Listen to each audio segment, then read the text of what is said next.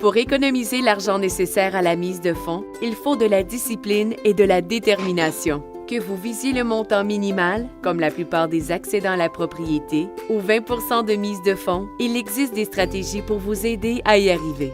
Dès que vous le pouvez, ouvrez un compte spécialement pour votre mise de fonds et commencez à mettre de l'argent de côté.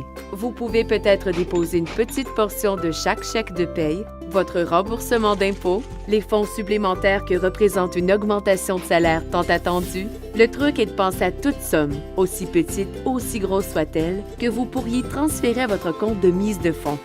Voici 2 autres méthodes courantes pour amasser une mise de fonds. Quelqu'un est peut-être disposé à vous donner l'argent nécessaire pour votre mise de fonds. Super! Votre prêteur aura toutefois quelques exigences importantes. L'argent peut seulement provenir de votre père, de votre mère ou d'un autre parent par le sang, comme vos grands-parents. Vous devrez leur faire signer une lettre indiquant que les fonds vous sont donnés et n'ont pas à être remboursés. Autrement dit, l'argent est un cadeau et non un prêt. Votre REER est une autre source de laquelle vous pouvez tirer les fonds pour votre acompte. Le régime d'accession à la propriété, RAP, du gouvernement fédéral permet aux acheteurs d'une première maison de retirer jusqu'à 25 000 $ de leur REER en franchise d'impôt, pourvu que l'argent y ait été déposé depuis au moins 90 jours. Si vous avez des droits de cotisation inutilisés, vous pouvez déposer la somme économisée pour votre mise de fonds, jusqu'à 25 000 $ dans votre REER juste avant la date limite.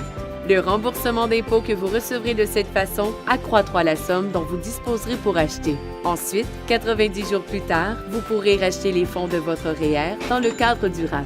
Si vous achetez la maison avec votre partenaire, vous pouvez tous les deux retirer des fonds de votre REER, ce qui vous donnera un total de 50 000 $. Bien sûr, vous devez tous les deux être considérés acheteurs d'une première maison. Les fonds devront être redéposés dans le REER conformément à un plan de remboursement, sinon vous devrez payer de l'impôt.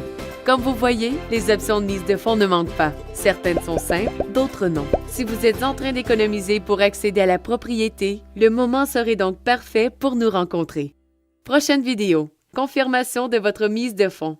La trousse de financement hypothécaire, une présentation de vos amis chez Intelligence Hypothécaire.